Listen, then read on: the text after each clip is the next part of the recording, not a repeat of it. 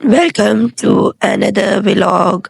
ये मैं काम कर रही थी, मतलब खाना शाना दे रही थी गेस्ट वगैरह को, तो एकदम से शोर डाल गया जी, पुलिस आ गई, पुलिस आ गई। आज बसंत थी, जैसा कि आपको पता है, रावलपिंडी में।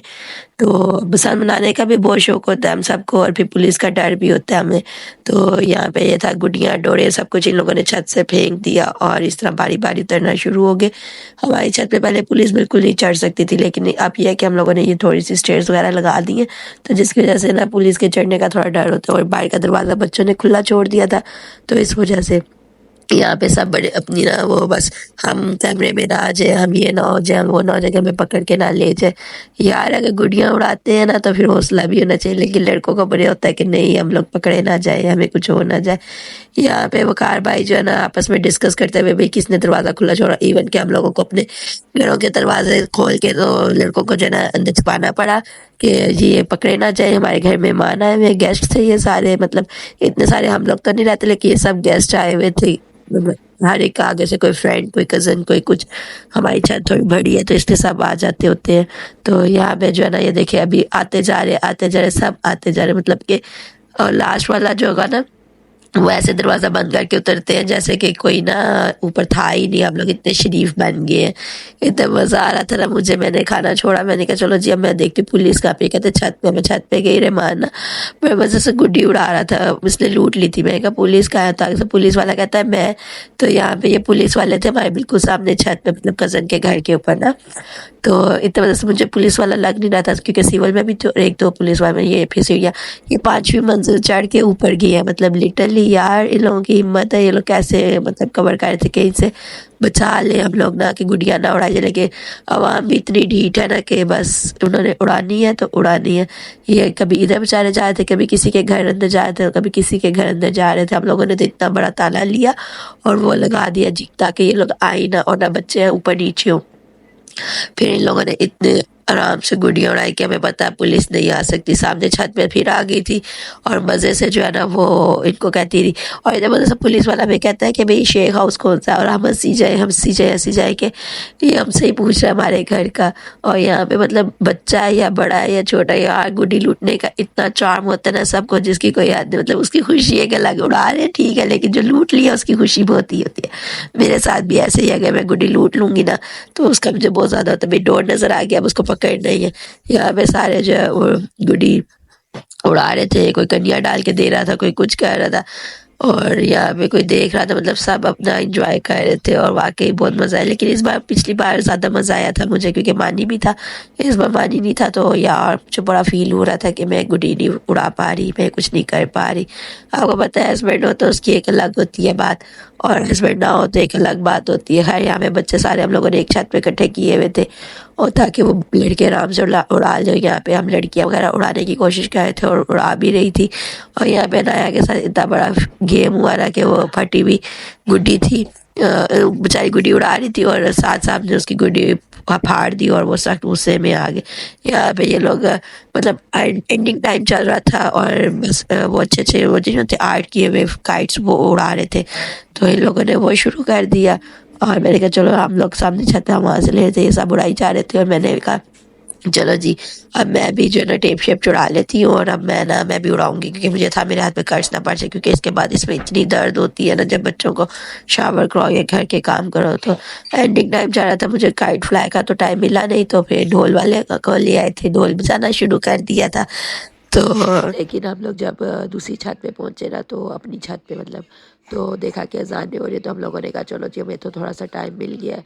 तो मैंने कहा चलो मैं भी दो चार तुमके शुमके मार लेती हूँ गुड्डी उड़ाने के लिए। लेकिन बच्चे इतना तंग कर रहे थे, इतना तंग कर रहे थे कि लिटरली डोर खींच रहे। तो मैंने कही थी मत खींचो यार, मुझे भी उड़ाने दो। लेकिन वो बार बार बच्चों ने इतना तंग किया, मैं कहीं से अच्छा मैं ना ही उड़ाऊँ। लेकिन फिर अहमद को भी शौक आ गया कि वो भी गुड्डी उड़ा ले। और यहाँ पे एंडिंग थी हमारे, हमेशा एंडिंग अनारों से होती है और ढोल बजा के होती है, और एज यूजुअल हमेशा की तरह इन लड़कों ने वही किया। मेरी आवाज़ इतनी ख़राब है ना जिसकी कोई हद नहीं है, और आपको सुन के भी लगेगा कि वाकई बहुत ज़्यादा बीमार हूँ मैं। सब मेरे लिए दुआ करिएगा कि मैं जल्दी से ठीक हो जाऊँ, और उम्मीद है कि आपको हमारी बसंत मनाने का तरीका पसंद आया होगा। पहले ये लोग फायरिंग वगैरह करते थे, लेकिन अब ये लो सही है, ये लो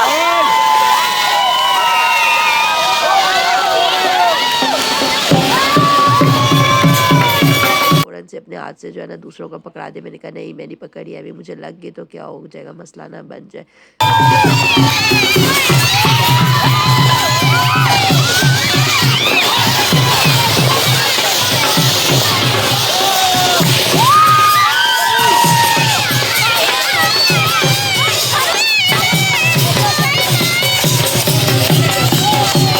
यहाँ पे ना ढोल वगैरह बजना शुरू हो गया था, साथ साथ तो बच्चे इतने मज़े से इंजॉय कर रहे थे ना। ढोल तो हमारे लिए पिछले साल इतना बजा था, कुछ फर्क नहीं था हर महीने।